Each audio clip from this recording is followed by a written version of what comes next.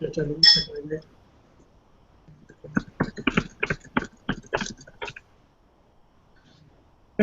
welcome everyone. Thanks for coming along and watching our study session today. We're doing the TVP FAQs again. This week we're doing 19, 20, and 21. Mick and Ludus here. Say hello, guys. Hello. Hi, guys. Yes. Cool. And so what we've done, as always, we've answered the questions ourselves. Now we're going to cross-check our answers between us, then check it for the real answer, and come back and just have any final comments. We'll go through these three. And then that'll take us through to about 10 o'clock, or a bit before, hopefully, as we're starting a bit late. Okay, so let's go on to these questions.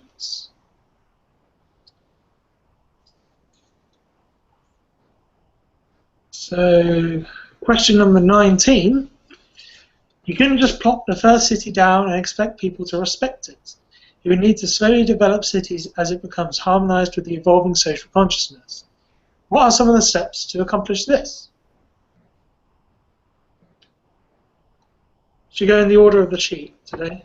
Yes, Sam. The motion picture to get the one of the steps is the motion picture to get the idea to as many people as possible.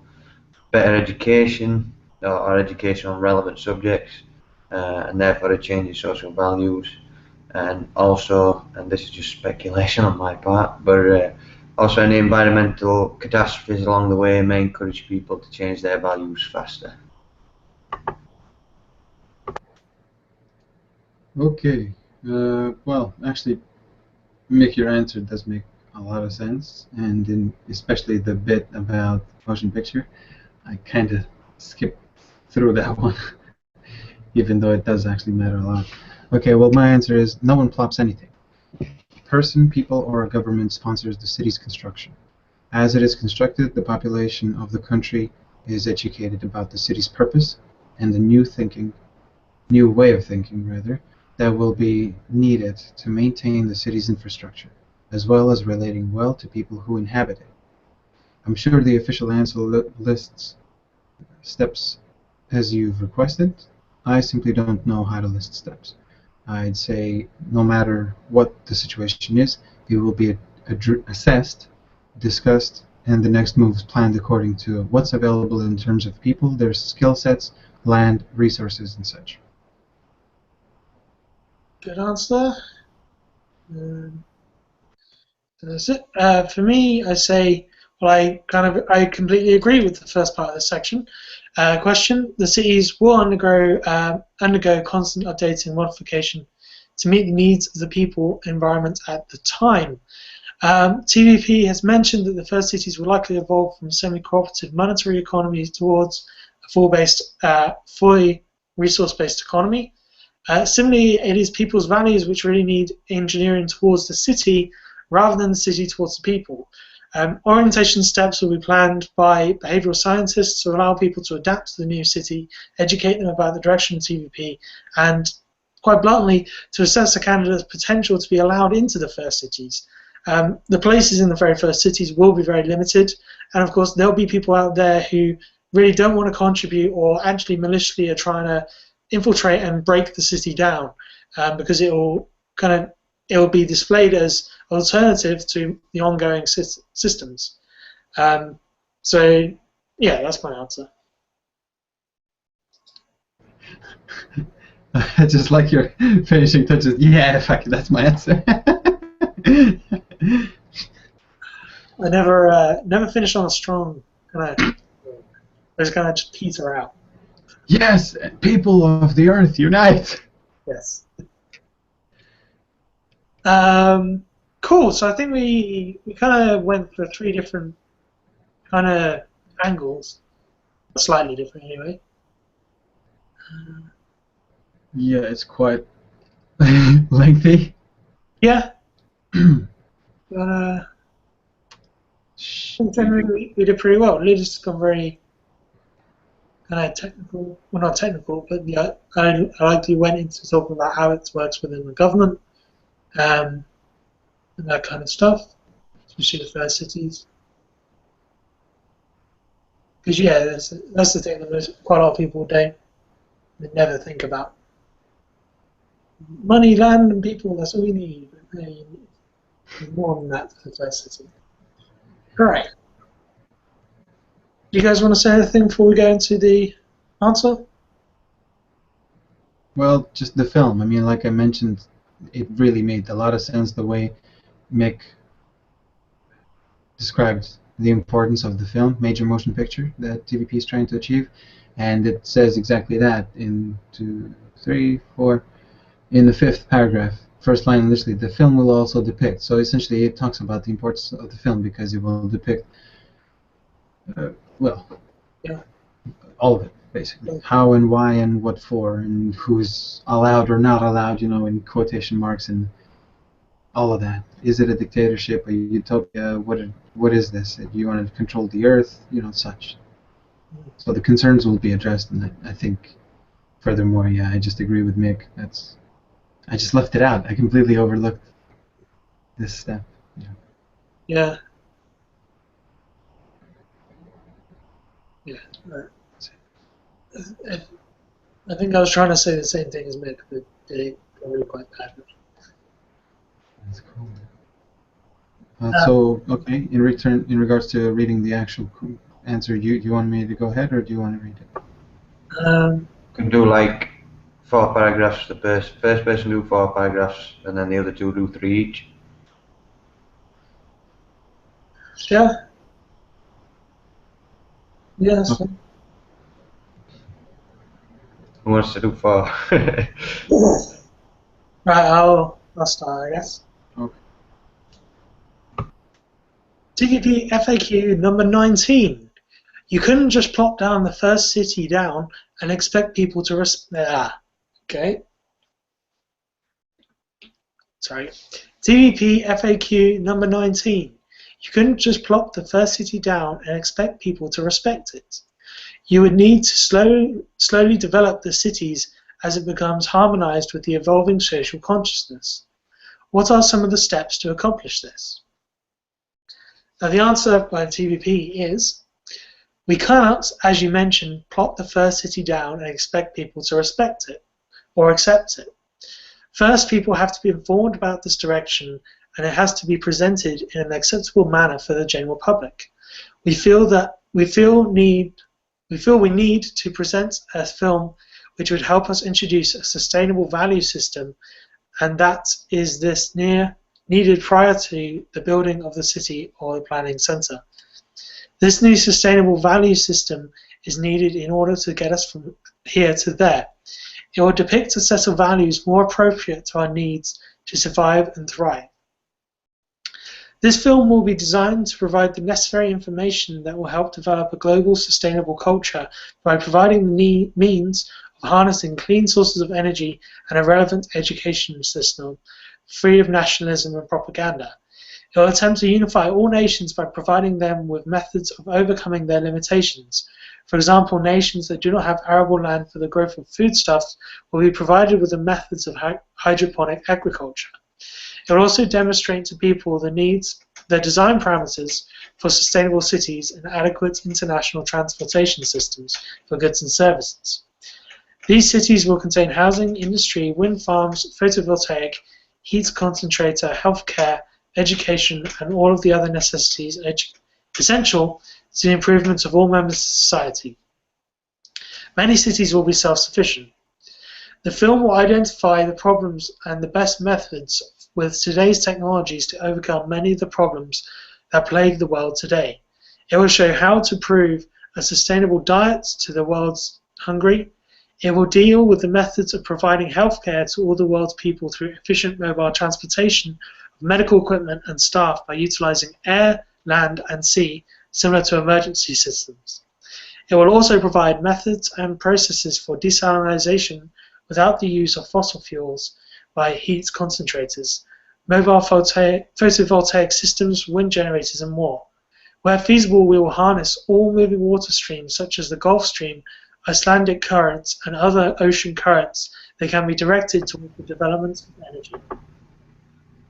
The film will also depict how mass housing, cities, industrial plants, transportation and bridges can be developed in the shortest possible time by using prefabricated structural elements. It will show how the polar regions can be used to store seeds and foodstuff for any international emergency. It will demonstrate how to develop canals and waterways to prevent flooding and other national disasters. It will portray processes that will help eliminate malaria and other diseases prevalent in underdeveloped countries. There will be a great deal of computer animation used to depict these things in a comprehensive and exciting manner. The film would debunk the belief of a technical elite or any other advantaged group controlling the system. It would show just what is achieved by applying the methods of science and technology to the way we live. It will demonstrate how decisions are arrived at with the end goal of enhancing everyone's lives while maintaining a clean environment with no vested interest groups, thus surpassing the need for military systems. The film differs from all others in that it will supply solutions and methodology for accomplishing a unified, sustainable global culture. This will have to be a sophisticated and well done presentation that will be both entertaining and informative. Me? Okay. The building of a new city alone will not accomplish the changes needed without preparing people with an acceptable direction to move towards and the values needed to accomplish this. The film would help inform and provide a possible, positive alternative to war and social upheaval. It would emphasize that which nations have in common. We all need clean air, water, arable land. It would set forth a relevant point of view for sustainability and an education system to maintain this new direction. This is not designed to impose a value system upon any nation, but to invite all nations to participate in the restoration of the environment as well as the method for a positive future. It will be a vehicle to gather people who are environmentally and socially concerned and provide them with more information about this direction. It would lay out an attainable blueprint. We would then form an organization to gain funds to do a first city which will be a planning center for to further these aims.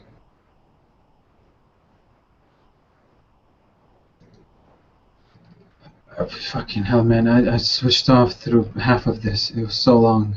It's very hot in my room. I'm sorry. Yeah, it is very, very, very long.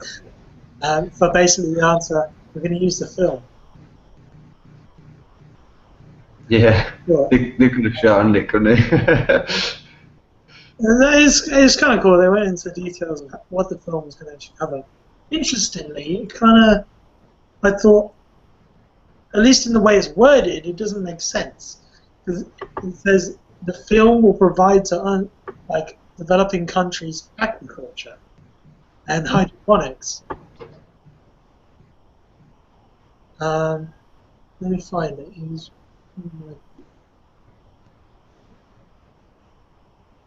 Doesn't it say will portray processes that will help eliminate malaria and other diseases prevalent in underdeveloped countries? Yeah, that one makes sense. How about this one? Right. It will also provide methods and processes for desalination without use of physical. Yeah. Will it? So, Like as in? Okay, well they might just mean they're going to explain how to do it right. So, in a technical enough detail that someone else can replicate that technology. Which I'm like, huh? Aren't we hiding all this stuff? Or it kind of to me sounds like it's actually going to give someone desalination. no, it's just simply, I did not read this at all like that. I simply see that it will be depicted in the manner which is, oh, okay, so we can have these things in unisons, geothermal, wind, wave, heat concentrators, all that shit, and this is how we get our power. So the film would simply show basically non-existent of the fucking crank constantly going in the upward, downward motion and pumping oil from the earth. As far as that's what I understand. Yeah, I know what you mean, and that's the way I would interpret it. I'm kind of trying to purposely misinterpret it. be very polite.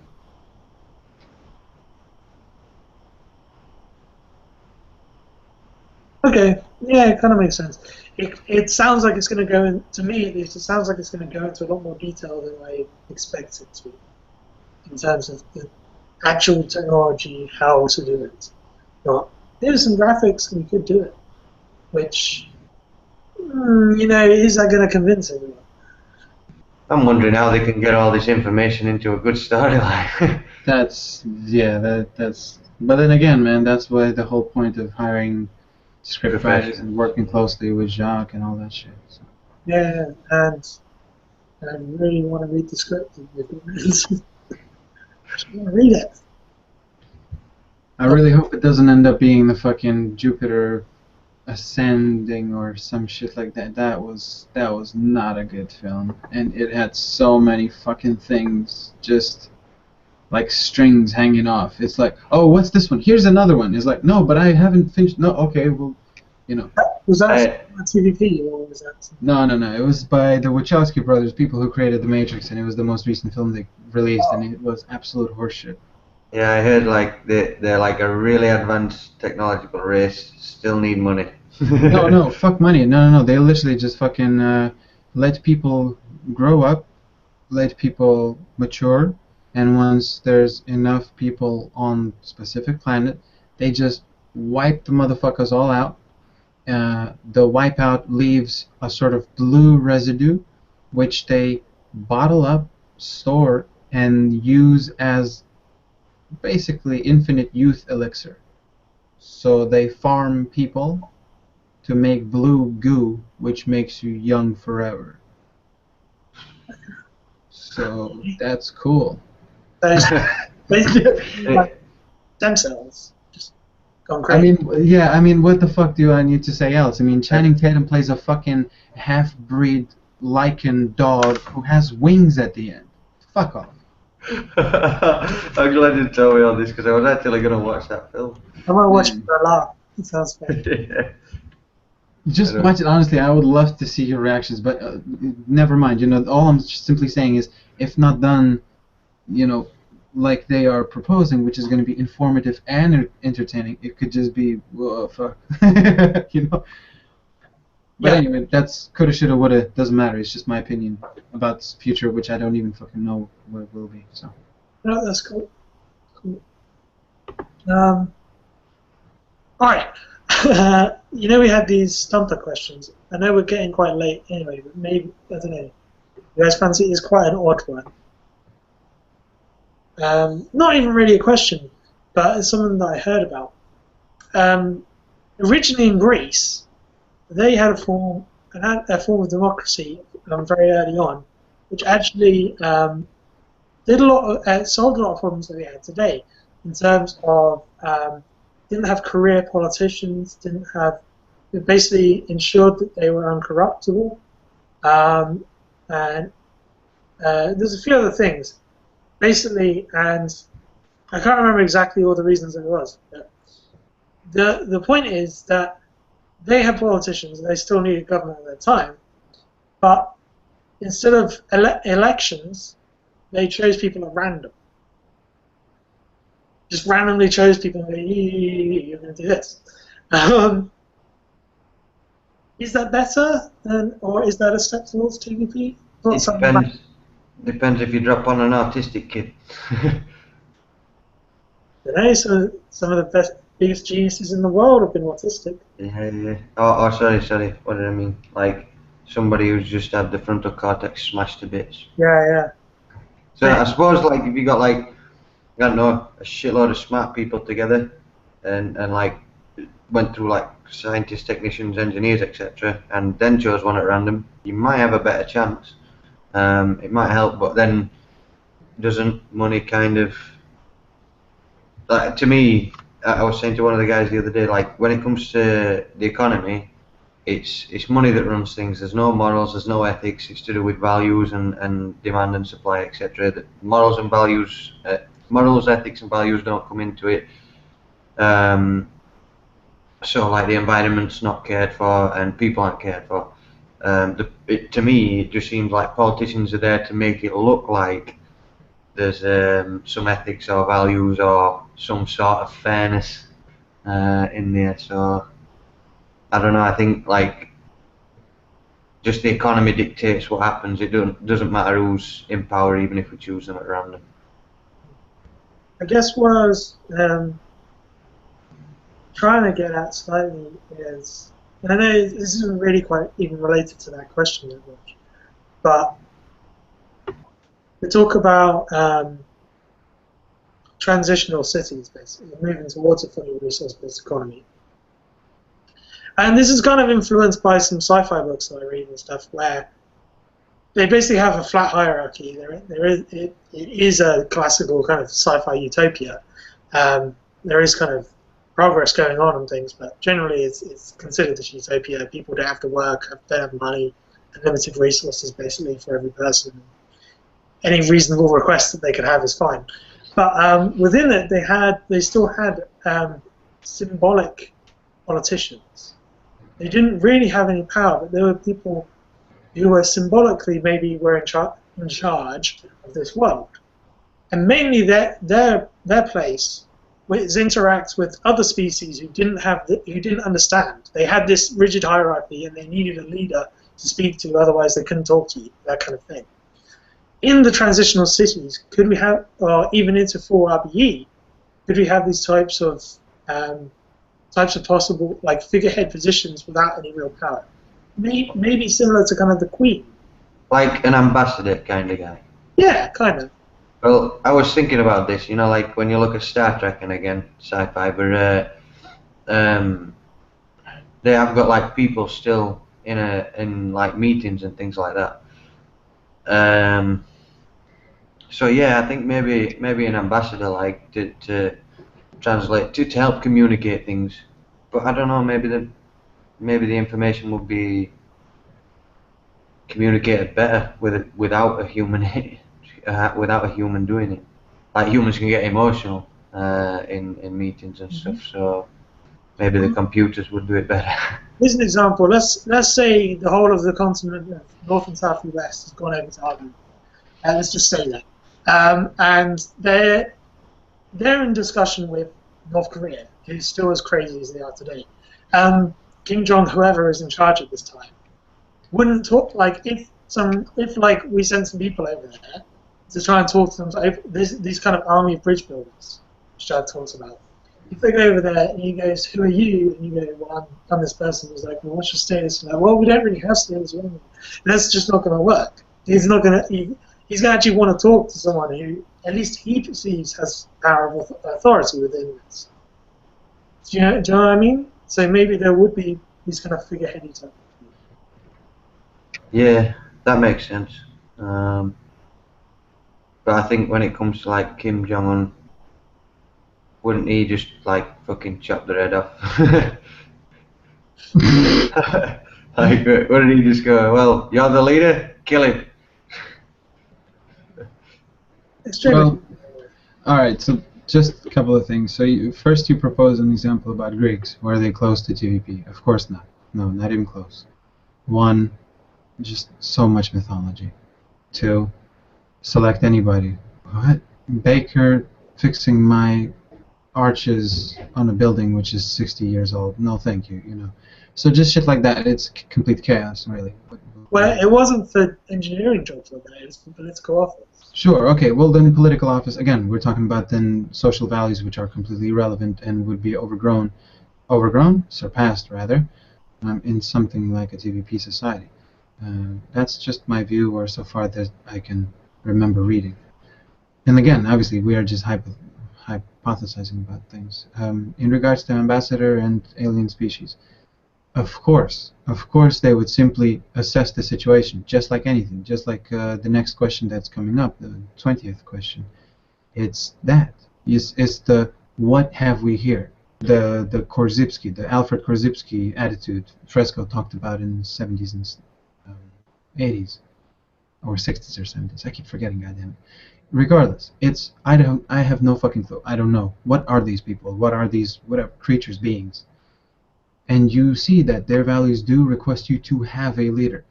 And what do? Well, you play to the necessity. You pretend, you lie. That's essentially what I am getting at, to plainly speak English language. You lie. Yes, I'm the leader. Who would it be? Perhaps one of the leading folks in behavioral science who, I don't know, has background in anthropology and such, different customs.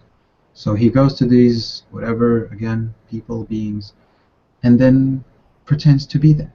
And once there's rapport established, once asshole Darren Brown.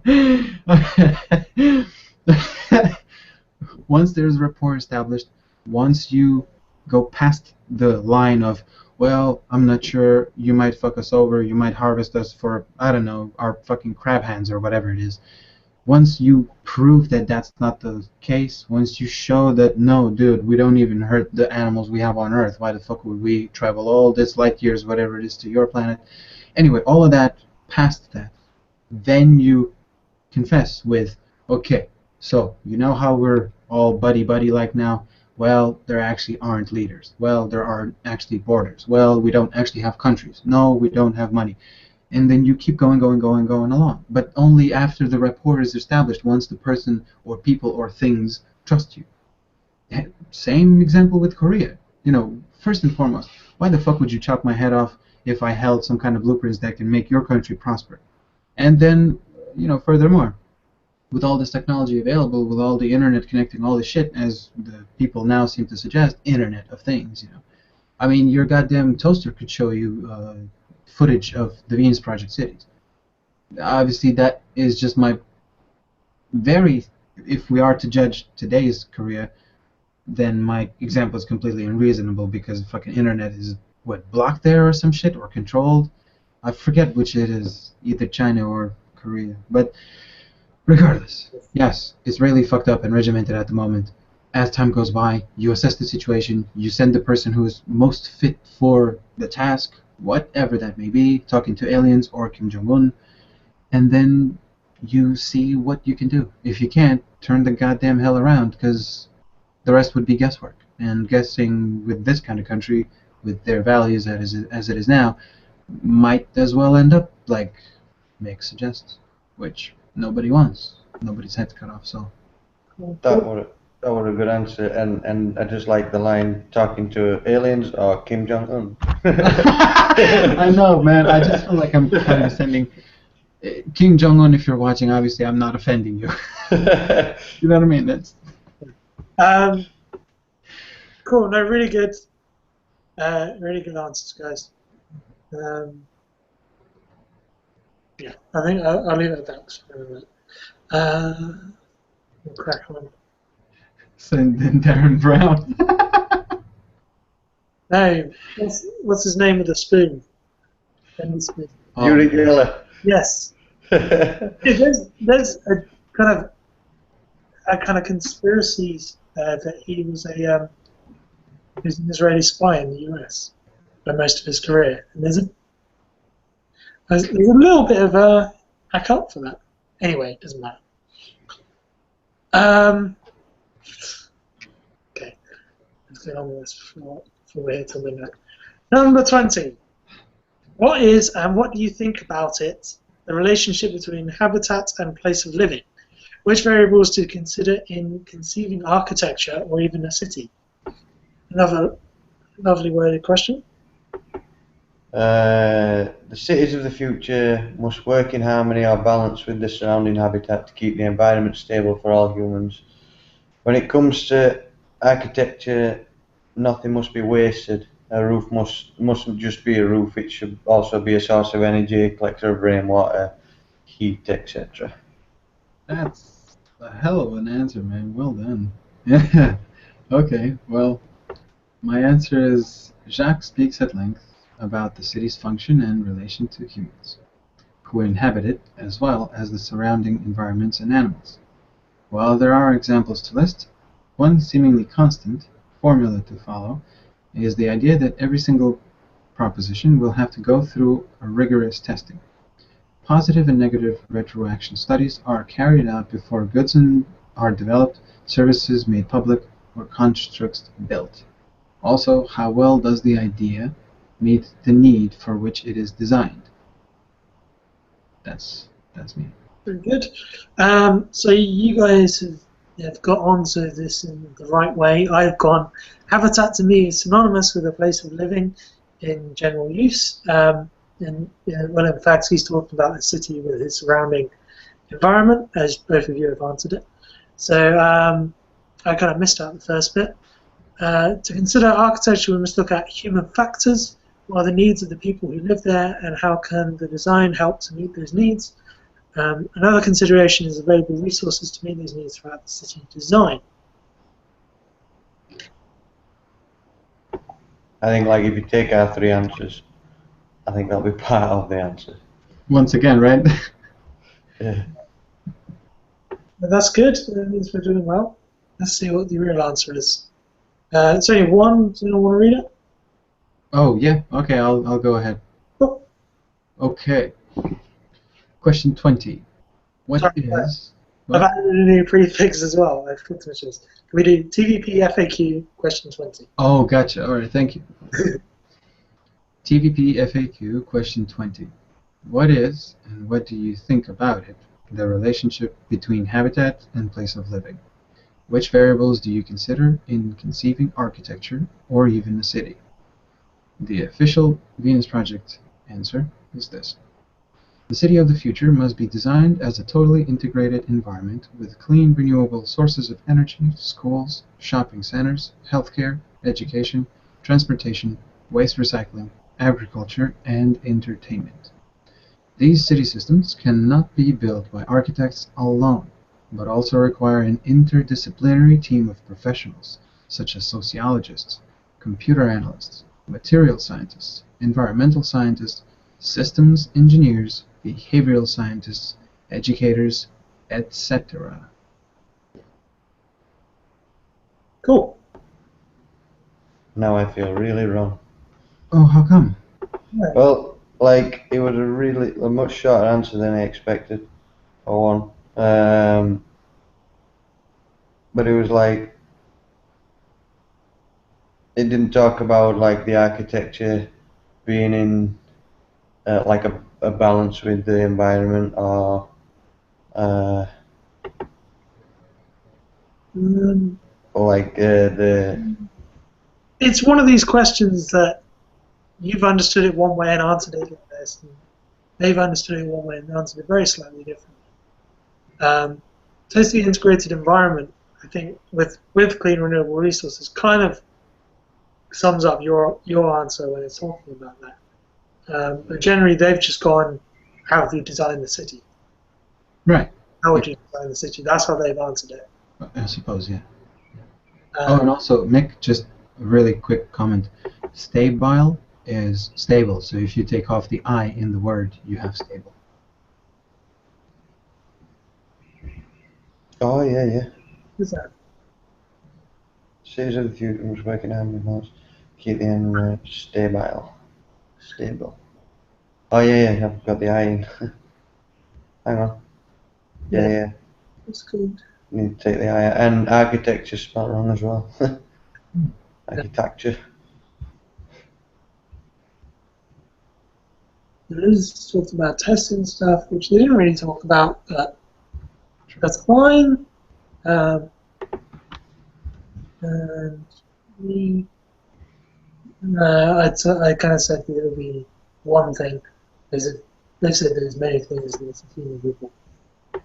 I like that. I personally love the official answer because Yeah. such variety of everything. Well, for one, Mick, you said your answer shit. Well, I mean, you really did comment about the roof function is not just that, it is such and such and such. So you partly were kind of there. As far as I can see, I mean, he talks about totally integrated environment, which is something that I definitely missed. But then, yeah, I don't know, man, just so much detail and really relatively short. Yeah, it's good. I think like Mick's answer was they've answered it like this in other things, which is the design of the city follows the function. That was awesome, by the way. That sentence itself is gold. And that's what Mick's explained, and that's perfectly a really good answer. Yeah. the way that they've kind of gone into is just a little bit more explaining what would be in there in terms of, I guess, human factors, as I called it, would cover energy, schools, shopping centres, yada yada. And a team of people, yeah, yours kind of covers a team of people. You don't really say it. It's implied in there. So I think we did pretty good.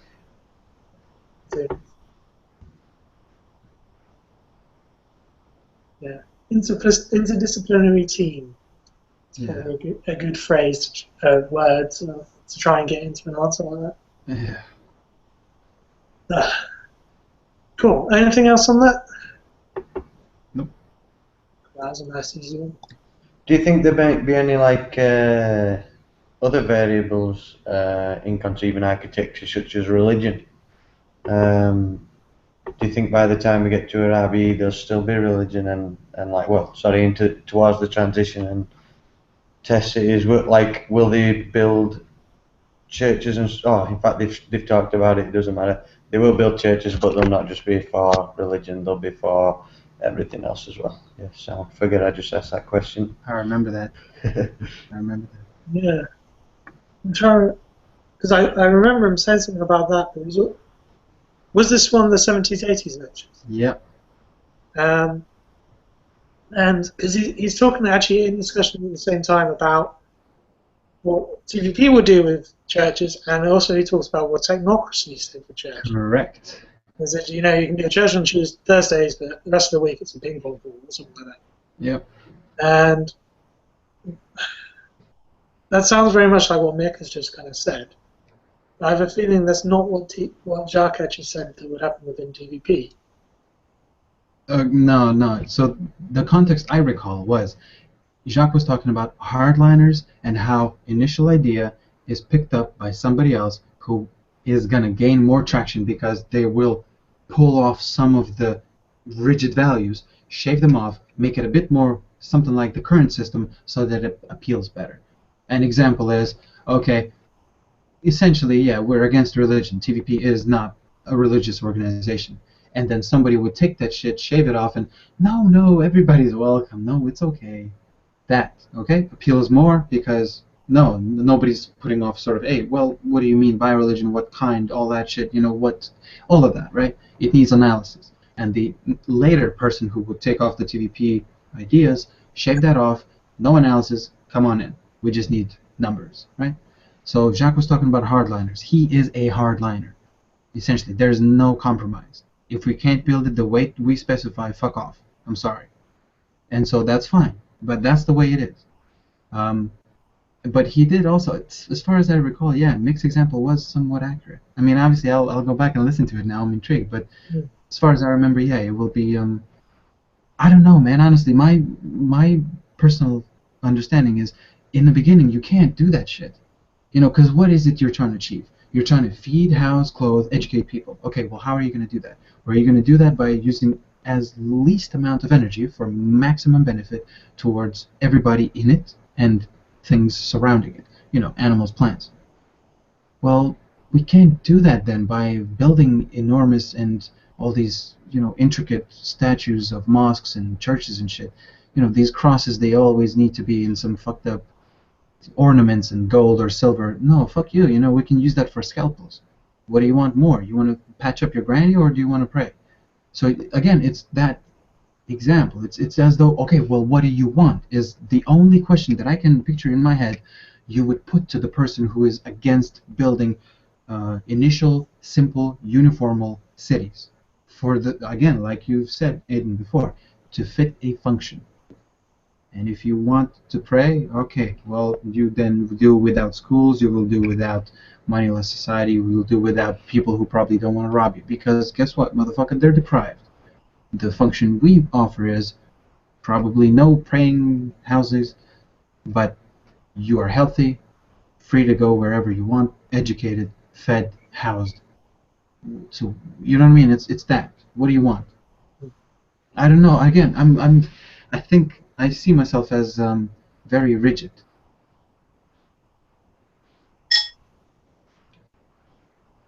For some reason.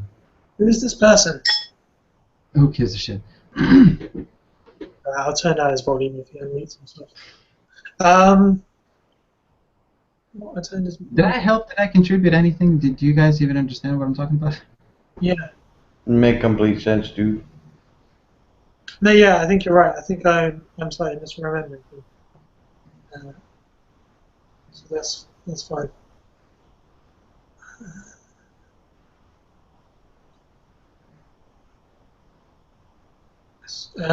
How did you block him? I pressed ignore once you press the down arrow. Oh, Instead of mute, it's the middle option. Oh, sweet. cool. Yeah.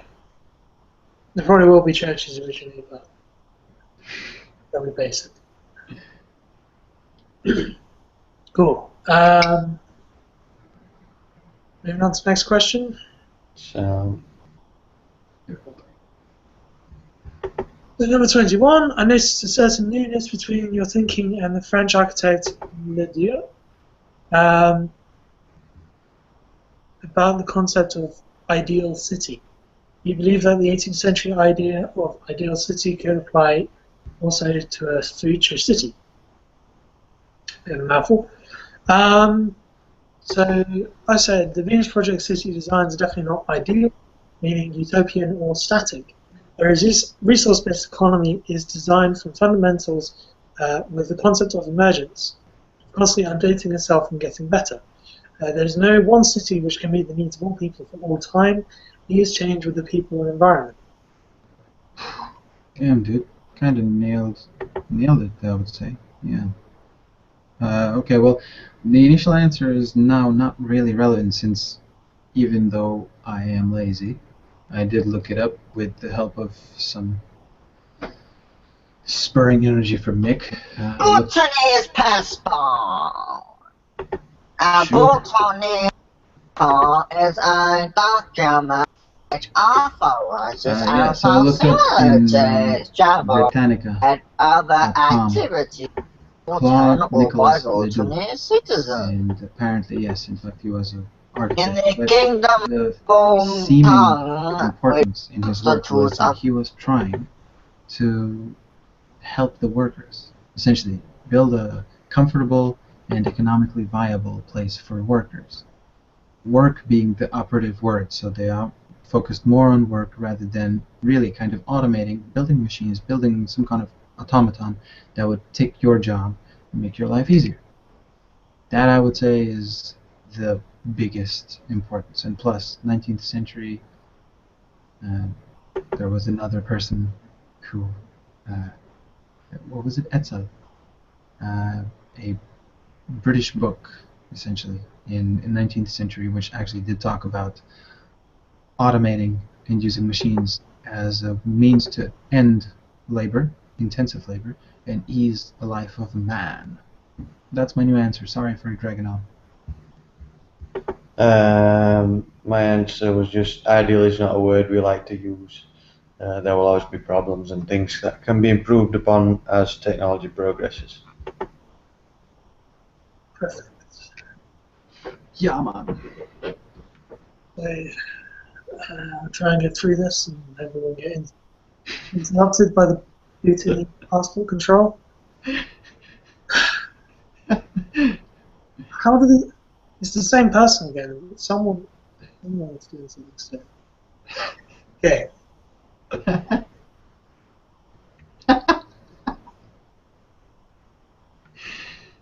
Okay. TVP FAQ 21.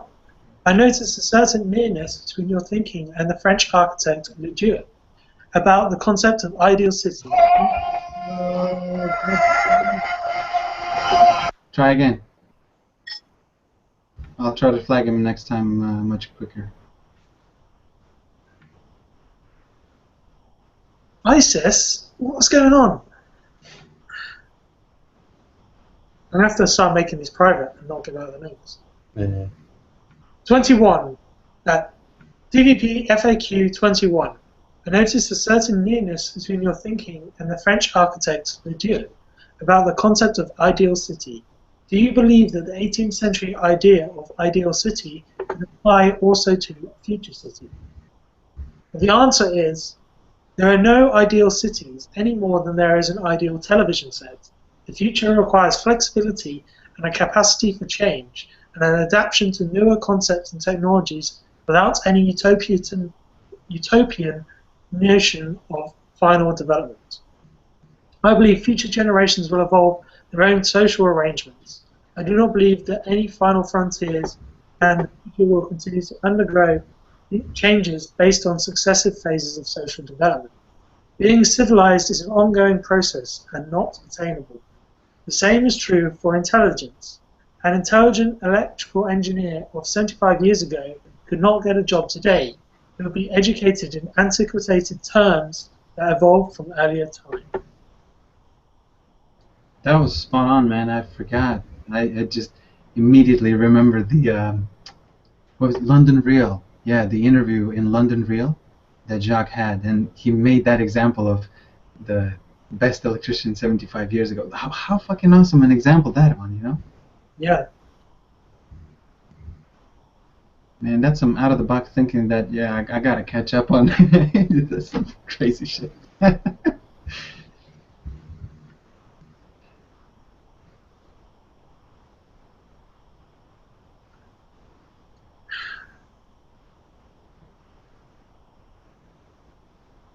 Okay. Whatever you want. I'm sorry. You said you're coming a couple times. And each time you said you'd come in, you've been bombarded, so I'm going to assume that you're going to... Sorry, I'm talking to someone on my phone here. Is it a question from Ian? No, I'm just still trying to figure out how these people are getting in and interrupting our hangouts. Nah, well, let's just finish this one efficiently and then worry about that, because we're, if we are on the mark for 10 o'clock, then we're just a few minutes away. That's a good point, sorry, I'm wasting time. Is anybody with a question? Because I am really struggling to come up with something tricky to ask. I'm gonna go transhuman again. Imagine if we get superhuman intelligence, would we still have to improve as engineering skills then? Like, You mean we augment our brains and we're actually smarter? yeah. Do you think there'll be a certain level of intelligence where there's nothing more you can do, or do you think we'll always continue to learn new things about certain subjects, And like engineering? if there is such a point, then it's a long, long way off. You look Right. at science and the amount of the universe that you understand, it's like a fraction of 1%. Yeah. Actually explain. So if we've been trained in being a scientist and trying to answer questions, then I think we've got a long way to go before we actually get somewhere. Well, Jacques had some thoughts in, again, 60s, 70s. And he did say that if the machines will grow beyond our understanding, they will be better, faster, more intelligent, and able to handle more things, and they will take care of us, and they will handle us. I mean, again, he used the word handle, and immediately I just imagine all kinds of Luddites. Oh, fuck, he's building. You're killing me, Terminator. Whatever. The point being that he essentially says, look, if we as a society do see these exponential improvements as they seem to be, and the curve of Moore's law seems to be unaffected by wars, recessions, boom, bust, you jerk off, you don't, you're hungry or you're wealthy, doesn't give a shit, it just keeps rising. And since it is exponential too, then there's no really stopping it, it just shoots. And since that's the case, he simply said, if we get to that point, we will have to ask the machines to re-engineer our structure. And he left it with a very quaint sentence, and that's another system altogether, meaning non-human something else. So then the answers or questions that we're asking is going to be irrelevant altogether. Interestingly, more small topic, but just kind of on this, if you're ever talking about Moore's law, it is actually going to come to a finite end. It's not an indefinite curve, because Moore's law is very specific. to the amount of whatever points you can get on Transistors Yeah. you can And get. there is actually a minimum, and they worked out the minimum. And you're actually starting to see the curve starting to taper off slightly. Ah. And That's in terms of the literally Moore's law, sure. what's in is this. Now, what this kind of leads into is, I still think your underlying point is valid. I'm just talking about if someone actually knows what you're talking about, they might, of course. Basically, Ray Kurzweil is the guy, again, talking about this exponential curve. He's expanded it out of just Moore's law to that specific situation. Expanded to, what does he call it? He calls it the accelerating return rate of change, or something to accelerating the change. You use the last generation's technology to make the next, which means you can make X amount more improvement every single time. You get an exponential curve. And what he shows in some of his books is that is the interlocking of these smaller exponential curves, like Moore's law, like other little exponential curves, that actually make this overall exponential curve. So it's like a step thing instead of just like Kind of a step thing. There's multiple things all going on side by side, multiple different curves all happening. They kind of equal out to this curve. And this is where the word paradigm shift really comes in. In terms of Moore's law, it's going to get to a point where it actually can't expand anymore. And then progress will paradigm shift into a different field where that exponential curve will keep going on. Just kind of getting very technical about some of this stuff. But just in case anyone kind of gets on your back about it, it's fine talking about Moore's law, talk about exponential growth. It's fine. Not growth, rates of change. Curve, yeah. I mean, what you're referring to is true, yes. I'm sorry, I was a little bit too eager to yap my mouth. Yes, it does come to that situation. And I can't fucking remember. Either Harvard or Oxford or maybe Stanford already did test a computer with less distance between transistors than what it is now considered safe. And essentially the processor melted through, what was it, 3 floors of concrete? Just basically melted because it's not possible to cool them fast enough and still maintain that heat. So that's just that, you know, even with temperature-wise, it fucks up.